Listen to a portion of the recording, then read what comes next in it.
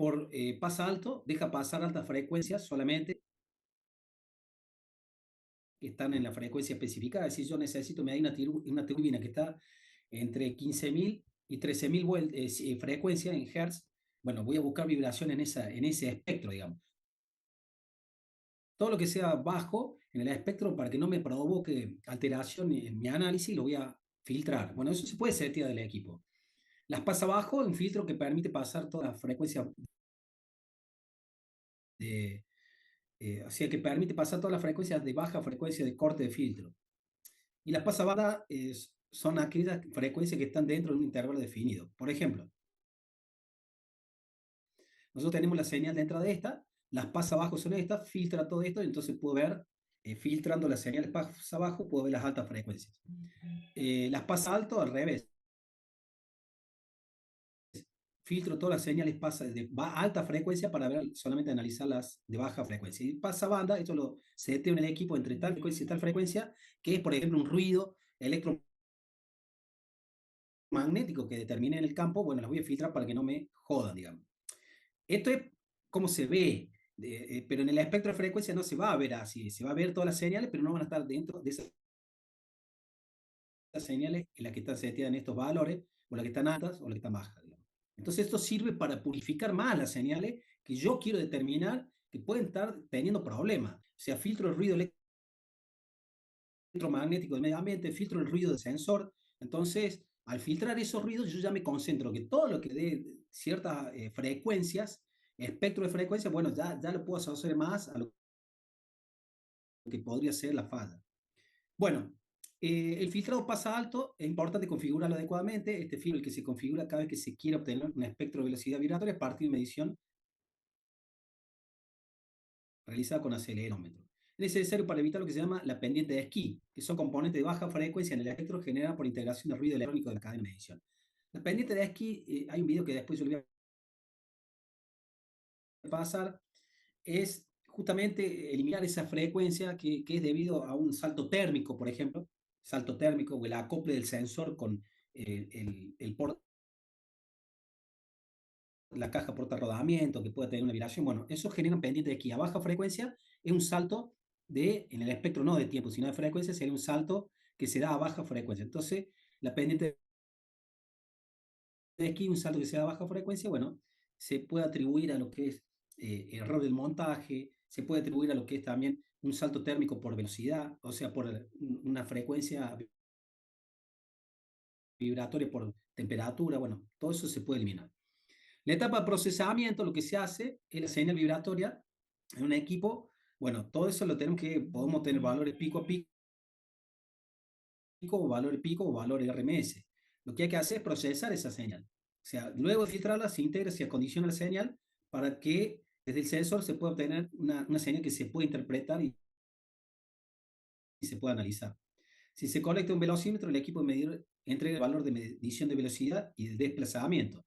Si yo conecto un acelerómetro, puedo obtener de aceleración, velocidad y desplazamiento vibratorio. Otra razón importante por cuál se utilizan estos más que todos estos acelerómetros, porque con este yo puedo tener también espectro de velocidad y de desplazamiento. Bueno, hoy en día se realiza un solo equipo de recolección y análisis de vibraciones que está limitado por el software que también se utilice. El medidor de vibraciones hay varios tipos, medidor digital de datos, son usados durante una ruta de medición, son portátiles, tiene una ventaja, tienen buena capacidad de memoria. Si bien es cierto que te puede dar un análisis preliminar del dato en la pantalla, en el terreno, se debe descargar los datos tomados y procesarlos con un software. Este es el análisis de vibraciones portátil. Un software especializado que te va a ayudar mucho más a obtener realmente, a analizar bien ese espectro. Se aconseja para máquinas que siendo críticas no resulten estratégicas, un elemento de chequeo rápido, detección de fallas vibratorias, como el analizador digital.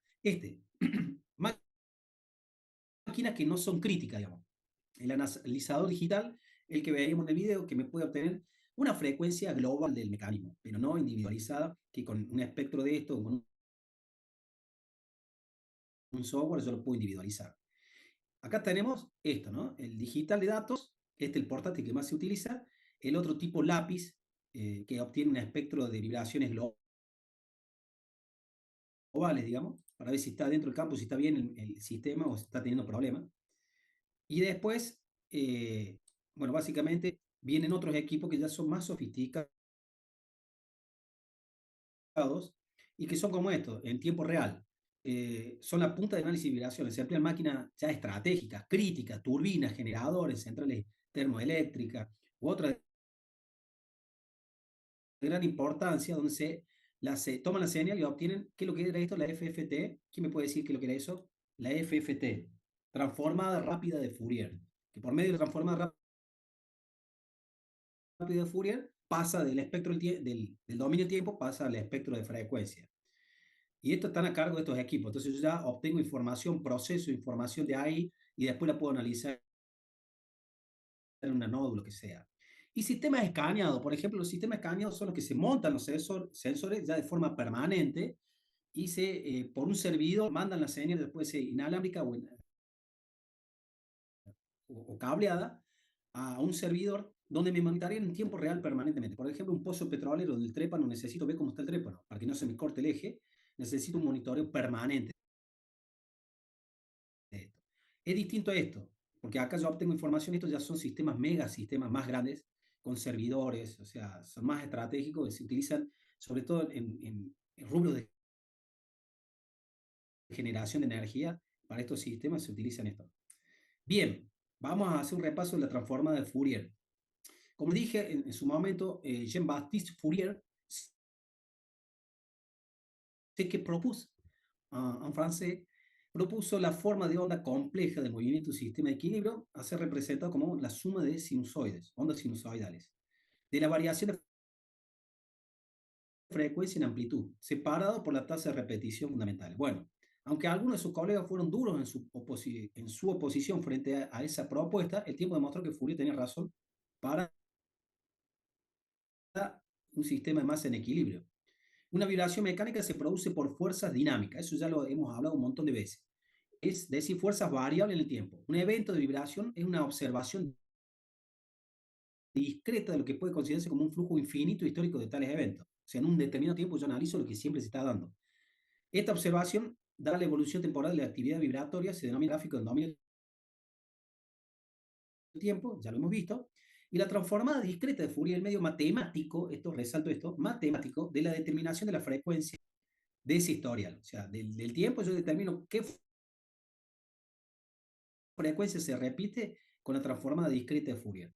El paso del dominio del tiempo al dominio de frecuencia se llama transformada directa de Fourier.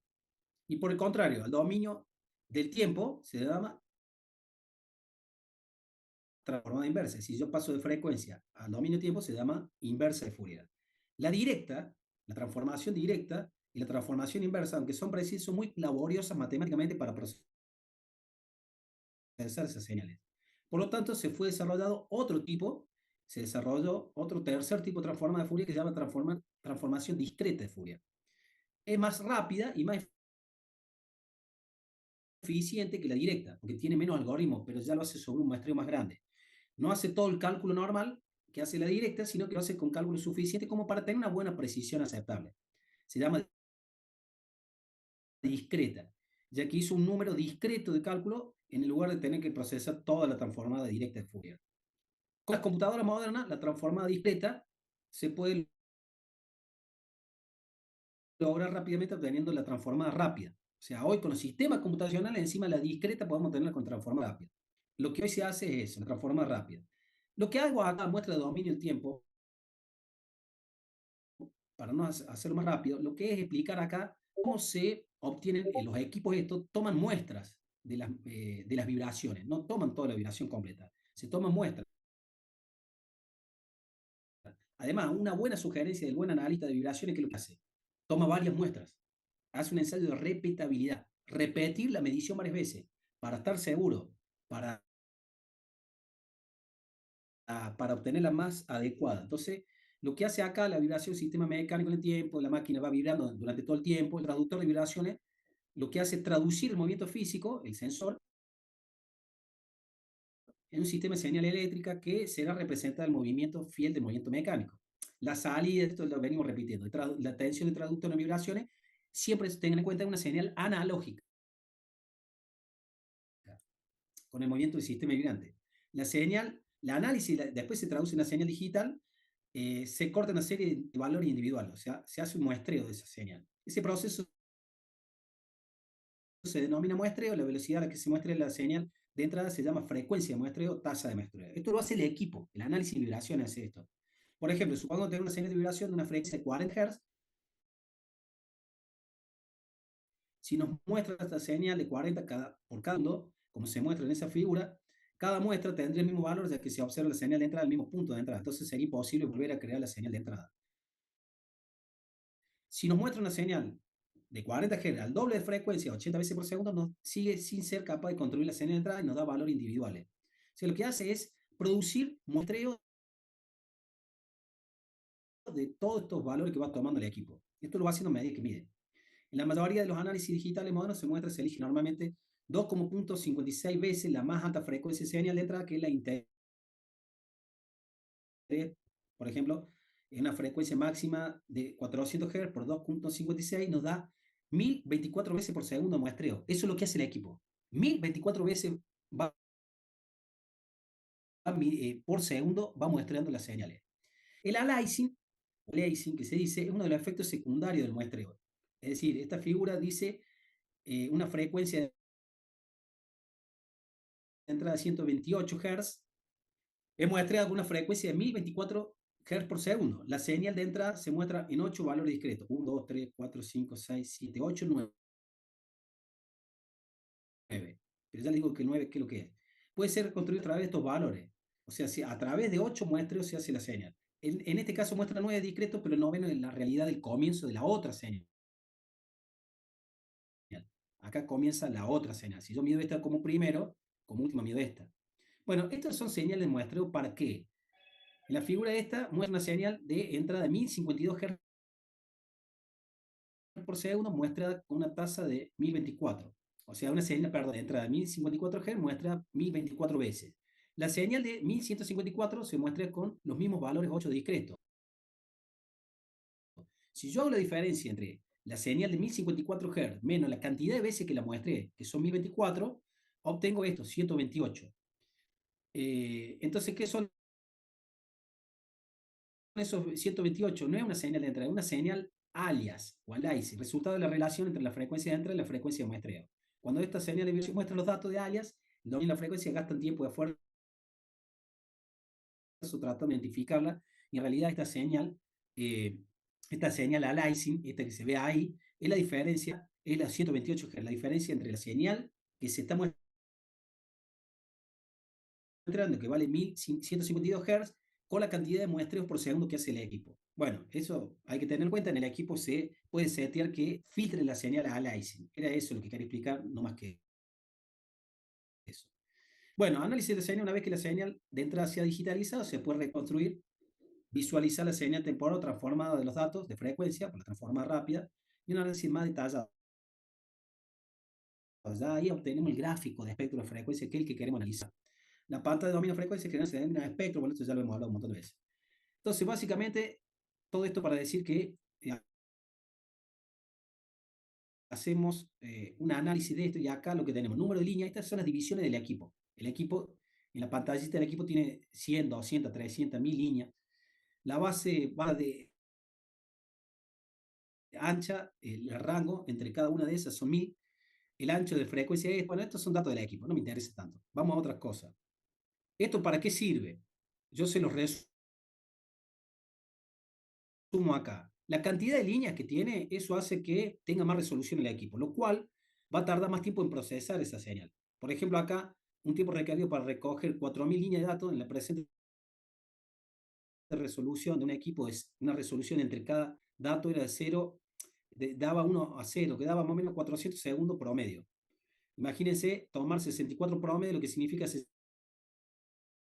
64 por 400, daba alrededor de 7 horas. O sea, todo esto, la cantidad de divisiones, por eso acá lo que explico es cómo debe setear el analista o el que hace el análisis del equipo según lo que quiera determinar, porque si no se va a pasar para procesar todo eso mucho tiempo. Entonces, Eso hace a la cantidad de rayas que yo tengo que fijar en la pantalla del equipo, la precisión que le puedo dar al equipo. Básicamente es eso. Bueno, el número de líneas, acá están los números de promedio, traslapo, eso después le darlo. Forma de mejorar la resolución, aumento el número de líneas, mejora la resolución, pero el tiempo de procesamiento de la señal es mucho mayor, disminuye la frecuencia, me puedo pasar unos datos, pero bueno, hay que ir promediando entre eso. Y acá, básicamente, cerramos con esto. El profesional encargado revisará tendencias para las variables críticas definidas durante la definición de la ruta de la vibración en función de las comparaciones. ¿Qué datos necesita tener un analista de vibración? No solo que debe saber operar el equipo e interpretar bien cuando tiene una anomalía, que es lo que vamos a ver en las unidades que le siguen, o las otras partes, parte 3 y 4, sino también tiene que conocer, el especialista tiene que tener información complementaria, tanto el mantenimiento de la planta, el stock de repuestos, cantidad de repuestos, pero si bien contratista, ¿qué le tengo que dar tanta información? En su diagnóstico, para el análisis de vibraciones que él va a tener, que él va a sacar, es muy importante también que tenga en cuenta cada cuánto cambiaron los repuestos, cuál la última vez que le cambiaron el repuesto, qué tipo de proceso está haciendo, porque esa máquina hoy está procesando galletitas y mañana procesa caramelo, entonces hay un cambio de formato y él tiene que saber a eso. ¿Por qué? Porque puede que altere eso el funcionamiento dinámico y se generen fuerzas dinámicas distintas, entonces eso altera la vibración. Entonces, toda esa información es muy importante que lo tenga el analista, ya sea interno de la empresa o contratado, para que después cuando nos entregue el informe, nos entregue un informe con un detalle bien aproximado, con un diagnóstico más preciso de dónde estamos teniendo problemas, qué puede estar fallando y qué podemos entender y qué tenemos que hacer. ¿Se entiende lo que dije? ¿Me entendieron o no? Sí, profe. Sí, se entiende, se entiende. Bueno, Sí, Profe, entonces, si también entendieron, el operador vamos a tiene que pasar. aprender a planificar cómo reducir el tiempo de detectar o cómo se llama, realizar el diagnóstico de la vibración. Claro, con la información que él obtenga, él va a decir, che, esto está medio, no me gusta cómo está, necesito de acá a 15 días volver a medirlo a ver si esto puede ser una falla importante y que se esté acentuando en el corto plazo. Entonces dice, bueno, sí, está bien, le decimos al proveedor o si es interno, bueno, volver a venir de nuevo y hacer la medición, a ver cómo te da de acá a 10, 15 días. Por supuesto que sí. Nosotros también tenemos que ser coherentes y darle toda la información que nos pida, esta que yo decía, porque es para que él diagnostique mejor cuando después se siente solo en su empresa, haga el diagnóstico de la semana pasada que tuvo en otra empresa, hizo el análisis de vibraciones, puede obtener un diagnóstico más preciso y nos puede dar la información más confiable. Y ahí en esa información nos puede decir, che, yo para estar más seguro necesito hacer otra medición de acá a una semana, 2 semanas. Bueno, así que voy a volver a ver si esto es grave o se está acentuando en el más corto plazo de lo que yo preveía. ¿Se entiende lo que digo? Bien. Bueno, eh, vamos a avanzar un poquito porque venimos bien y quiero avanzar con esta unidad, o esta misma unidad, pero ya sería la parte 3. Ya voy a corregir lo que le subí ahí, que ahí tenía el error de parte 3. Eh, este sí es parte 3. Y siguiendo con esto, acá entramos en la parte más linda, que les va a gustar a ustedes, donde entramos, acá entramos en la norma de evaluación vibratoria, entramos en unas cuestiones que son interesantes de ver. A todo esto les voy a dejar un trabajo práctico de unidad 2, también que tienen que hacer, sobre sistemas equivalentes mecánicos y calcular la frecuencia natural y todo eso. A ver si lo tengo acá, que no se lo subí todavía, que corresponde el cierre de la parte 2, no de la parte 3. Ya empezamos la parte 3. Déjenme que les comparta eh, para que... Ah, no sé dónde lo dejé. A ver, denme un minuto. Parte 1, vibraciones, parte 2.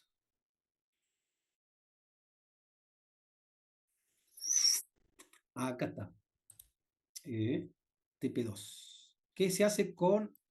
sí, se hace con lo que es la parte 1 y la parte 2 sobre todo. Miren, van a tener esto de acá, esto se lo voy a subir para que ustedes lo hagan. Este es el ejercicio TP2 de vibraciones. Aquí ya tienen que terminar para la semana que viene, se va a agregar este, no para la semana que viene, sino para la otra. Este ejercicio se basa en esto. Hay 3 ejercicios. Ustedes tienen que determinar las naturales de los 3 ejercicios. Yo les doy esto. Ejercicio 1, la figura representa un motor eléctrico rígido de 100 kilovatios y masa 1000 kilogramos, que gira a 3000 minutos. Está montado sobre 2 perfiles T de masa 20 kilogramos cada uno, y al montar la máquina se deforman elásticamente estos 2 perfiles 10 micrones. O sea, al montar todo esto sobre estos 2 perfiles se deforman 10 micrones. Lo que pide acá es lo siguiente. Determinar la rigidez vertical de la estructura. ¿Qué es lo que es la rigidez vertical de la estructura? Bueno, es lo que yo les mostré, no, este es el ejercicio 1, es lo que les mostré acá, en esta unidad, en esta parte 2. Ustedes tienen que determinar esto, ¿no? Lo que les mostré al final de la parte 1, perdón. Al final de la parte 1, esto. Yo le estoy dando la rigidez. Ustedes tienen que determinar esto que le estoy pidiendo. O sea, este ejercicio está relacionado con el cierre de la unidad 1. No, no con la unidad 2. Aclaro eso. No con esta unidad 2 que vimos hoy. La unidad 2 no les voy a dar ejercicio de estos. Simplemente en la unidad 2 vimos los sensores, las características de los sensores, cómo se miden, los equipos para medir vibraciones, los portátiles, los online. Bueno, todas esas cuestiones no lleva trabajo práctico, pero sí la unidad 1 lleva 2 trabajos prácticos. Uno que ya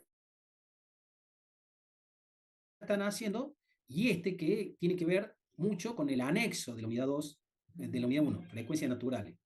Este se los voy a subir para que lo hagan. Tienen que hacer estos 3 ejercicios. Yo les doy estos datos. Les doy el sistema equivalente físico, donde ustedes tienen que sacar el K, la masa equivalente la tienen ahí. En realidad la masa la dividimos por cada apoyo, la masa dividido 2. Entonces, todos esos datos ustedes lo tienen que medir, sacar los datos acá, ¿para qué? Determine la rigidez vertical. Me van a tener que calcular el K, la rigidez vertical de la estructura, y estime el valor de la primera frecuencia natural. Con ese valor de rigidez van a sacar esto.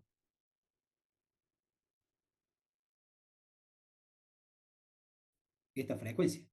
Vuelvo a decir, con este valor de rigidez, después ustedes calculan la primera frecuencia natural. ¿Y cómo la calculan? Usando esta fórmula.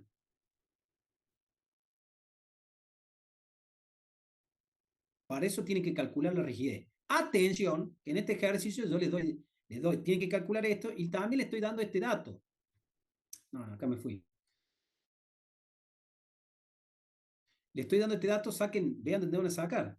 Les voy a ayudar un poco. Fíjense el K cómo se obtiene. Esto es deformación. Yo te estoy dando acá datos. Te estoy dando 10 micrones. 10 micrones, ¿qué es lo que es? Es esto. El epsilon S, esa deformación. Ya te estoy dando el valor S. Bueno, hay que ver, bueno, ya tenés fuerza ahí, tenés que ver cómo sacar la fuerza y ya podés determinar la rigidez. Y con la rigidez podés meterlo dentro de la fórmula y sacas esto que está acá. Sacas esto, perdón. Saca la frecuencia que yo te pido. Esto es constante, constante. Bueno, la masa, guarda que la masa, acá la masa, yo te estoy dando este dato, ¿no? La masa total es la masa del motor más la masa del eje, que la masa del eje es mb sobre 2. Entonces vos tenés acá, mirá, vos tenés la masa del motor 100 kilogramos. Y de los perfiles tenés que sumarle masa sobre 2, sería 10 kilogramos. Ya tenés la masa equivalente. Ahí la metés en esta fórmula. Y ahora tenés que sacar el equivalente y ya sacás el primer ejercicio. ¿Se entiende cómo es? Usar 2 o 3 fórmulas, nada más. ¿Me siguen? Bien. Sí. Es el ejercicio 1. El ejercicio 2, bueno, el ejercicio 2 ya es distinto. tenemos estos datos y acá la masa equivalente y acá tenemos que sacar el K equivalente. El K equivalente, la rigidez equivalente. La rigidez equivalente es la rigidez del eje más la rigidez del sistema del aceite, la película de aceite que acá hay en los soportes. La rigidez del eje más la de la película de aceite que está en los soportes. Bueno, ahí sacan el K equivalente y después, bueno, después lo sacan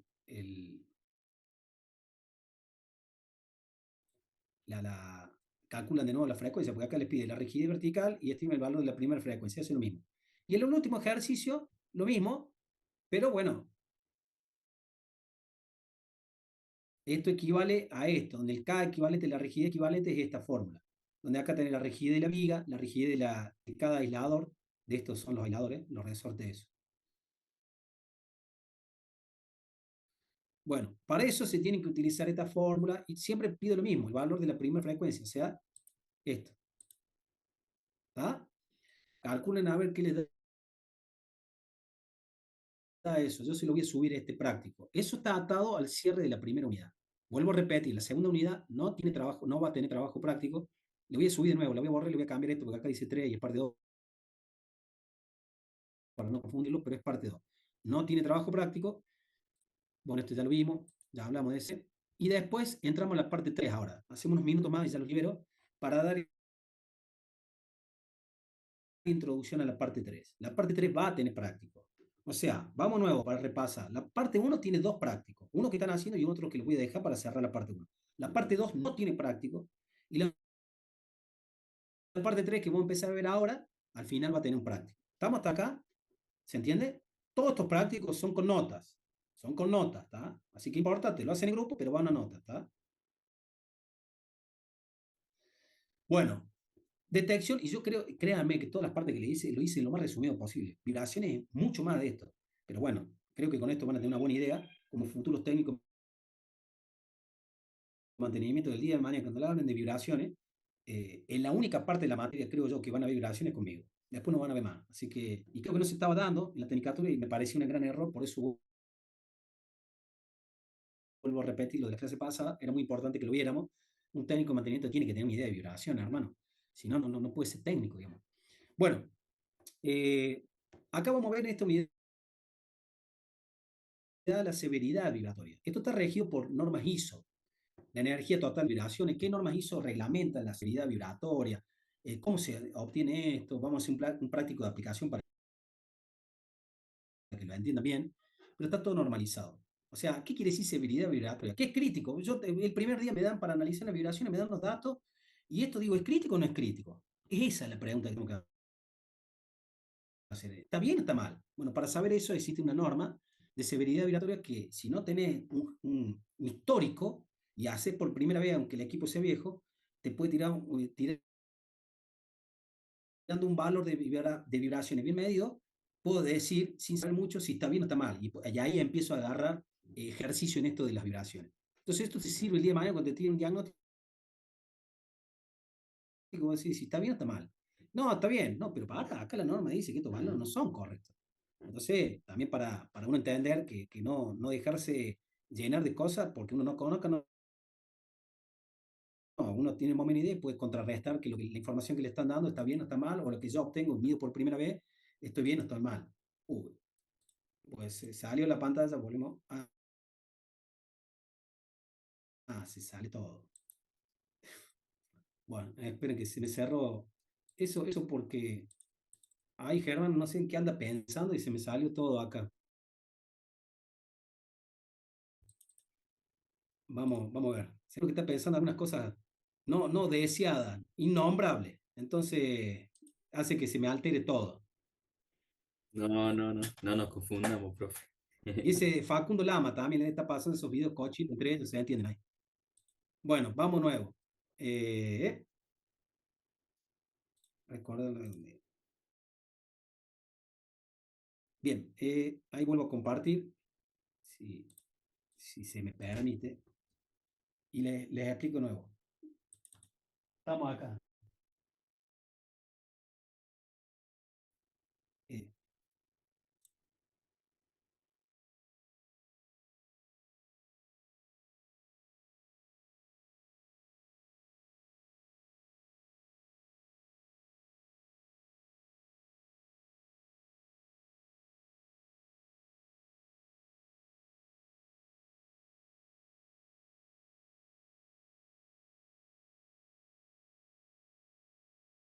Tuve un desperfecto acá técnico que ya está solucionado. Bueno, entonces, problemas que se generan las vibraciones. Bueno, las vibraciones nosotros ya venimos entendiendo que generan esfuerzo eh, sobre los componentes. Vibraciones, formación, esfuerzo, límite de fluencia, lleva a la rotura, o sea, va de la mano. La vibración genera deformación, la deformación genera esfuerzos límite, al límite de fluencia, lo van a ver el año que viene en material, pero un límite que superado ese límite, en un ensayo de materiales, el material se puede empezar a romper, bueno, lleva a la rotura. Generan fatiga en los materiales, si generan fatiga en los materiales también lleva al colapso. Esfuerzo variable de compresión y tracción, fuerzas de inercia, aceleraciones alternativas de masa de equilibrio.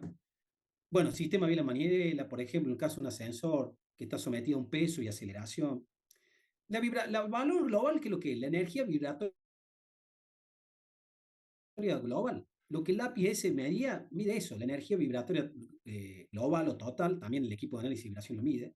Al caso también un solo valor, llamado valor global, podemos comparar con las gráficas de severidad que nos da esta norma y la del análisis de mecanismo y diagnosticar si está bien o está mal, por ejemplo.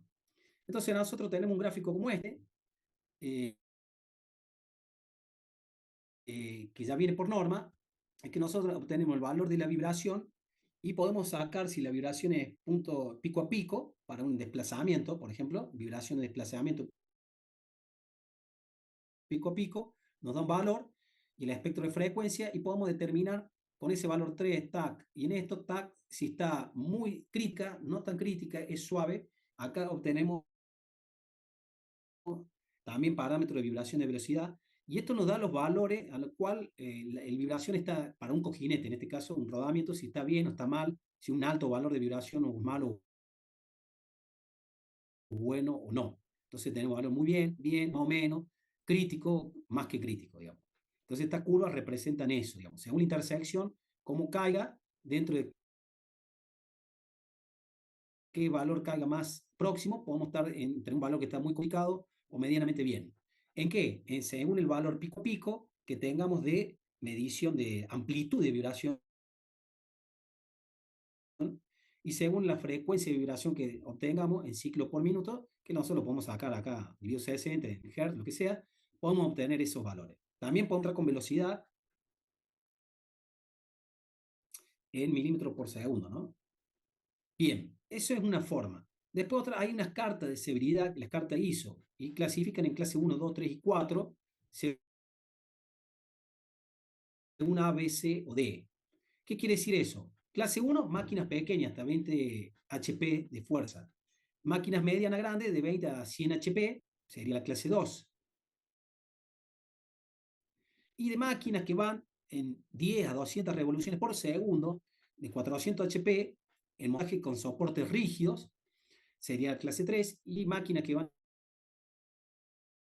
a 10 a 200 revoluciones por segundo, 400 HP, pero ya con soportes flexibles, donde pasa la velocidad de resonancia, que tienen lubricación, los cojinetes, todo eso se llama soporte flexible, estaríamos en categoría 4 de máquina. Esto serían las categorías de los equipos.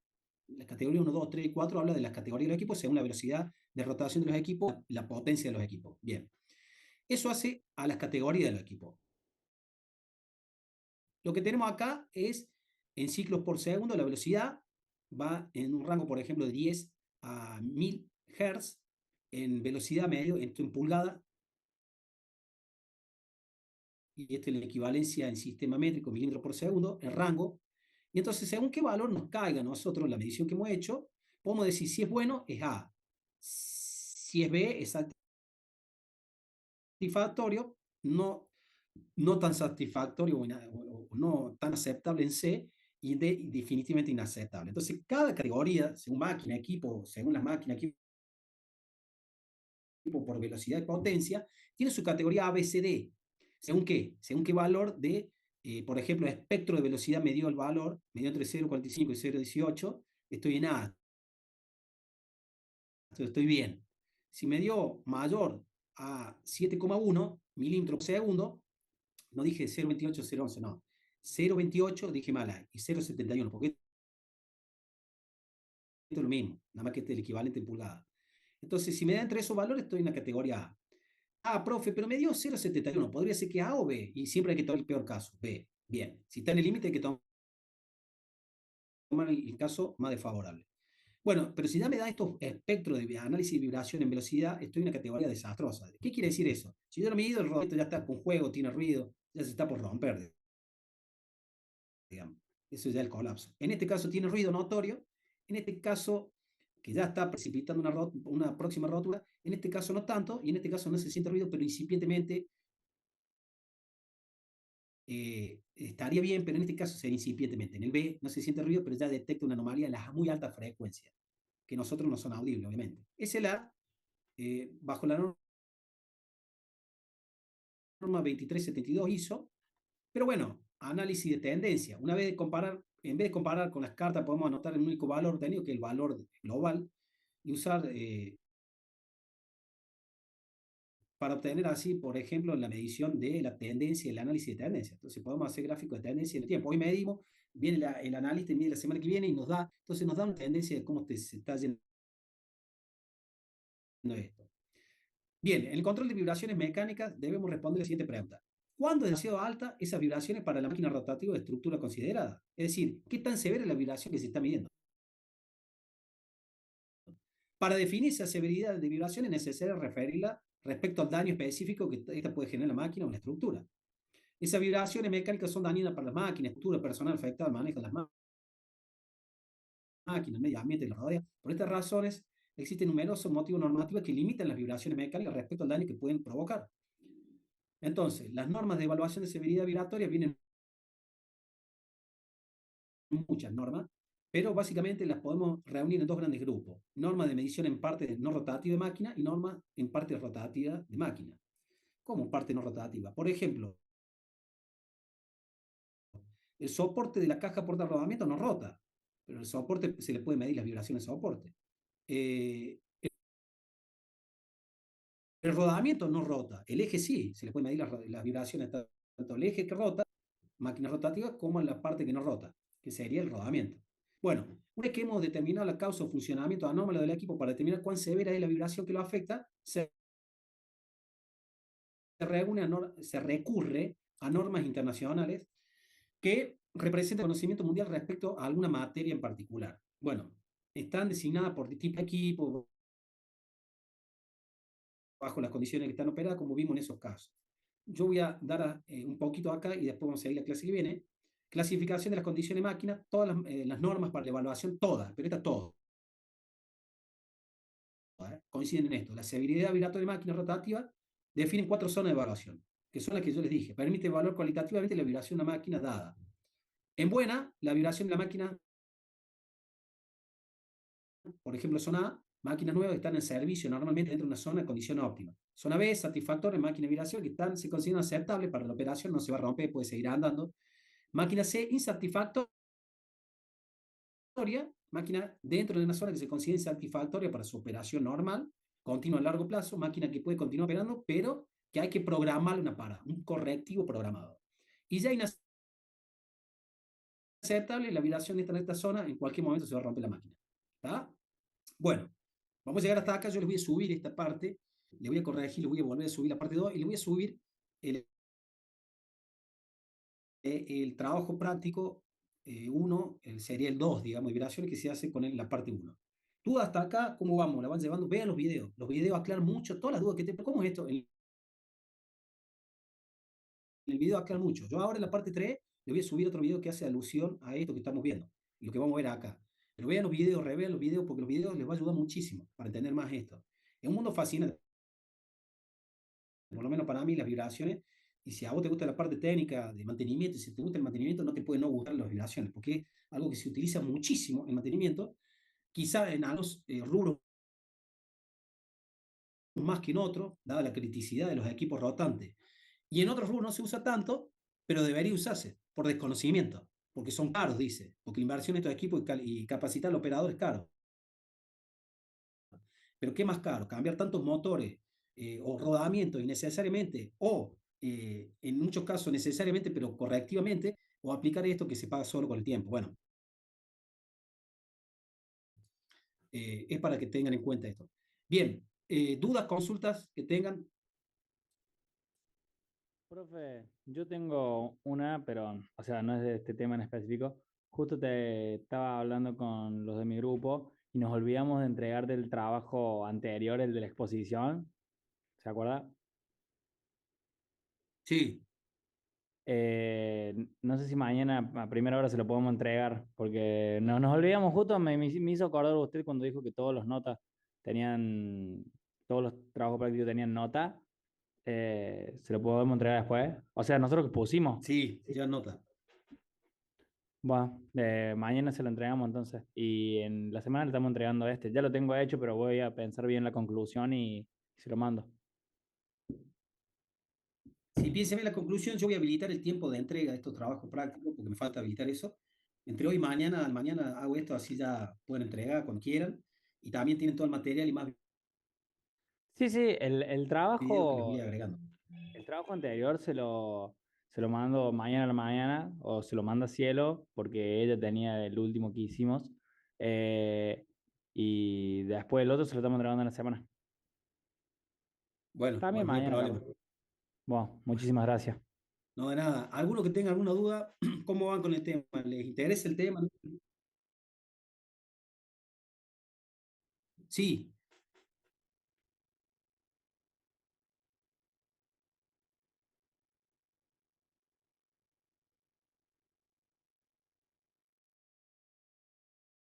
Vos la podés hacer en kilo RPM o la podés pasar a... Sí, esa es la frecuencia. Está en RPM, en kilo RPM. La frecuencia vos la podés medir en RPM, en kilo RPM. La podés medir en Hertz, la podés medir en ciclo por minuto, la podés medir en ciclo por segundo. Hácela en Hertz.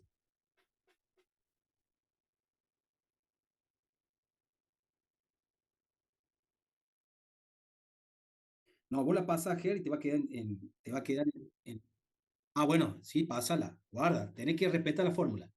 ¿Sí, sí? Para que te dé bien, sí. Pero ciclo por segundo en la fórmula, pero Facundo, para aclararte eso, ciclo por segundo en la fórmula es Hertz, es pasar los kilos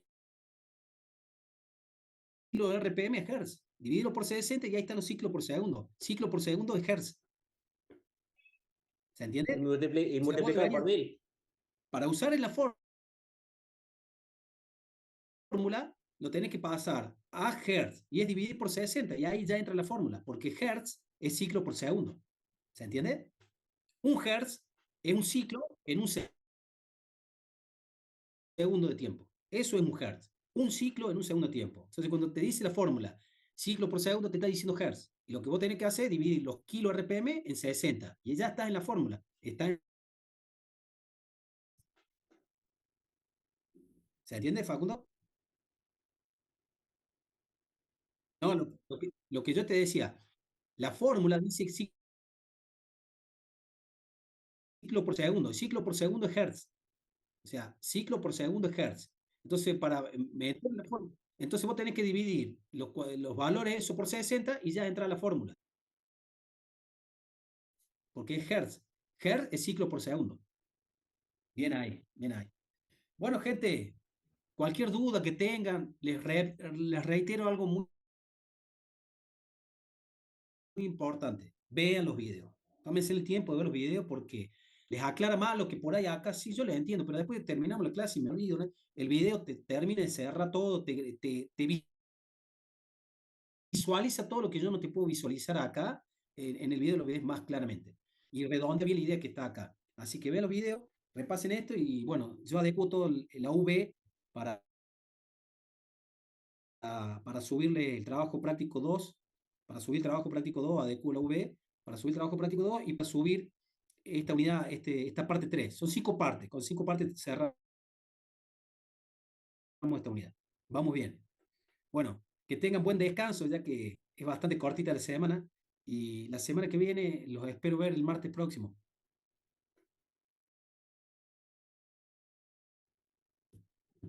Gracias, profe. Gracias por asistir. Gracias, Nos profe. vemos. Gracias. Dale, gracias. Hasta luego. Chao, Nos profe. vemos. Chao, profe.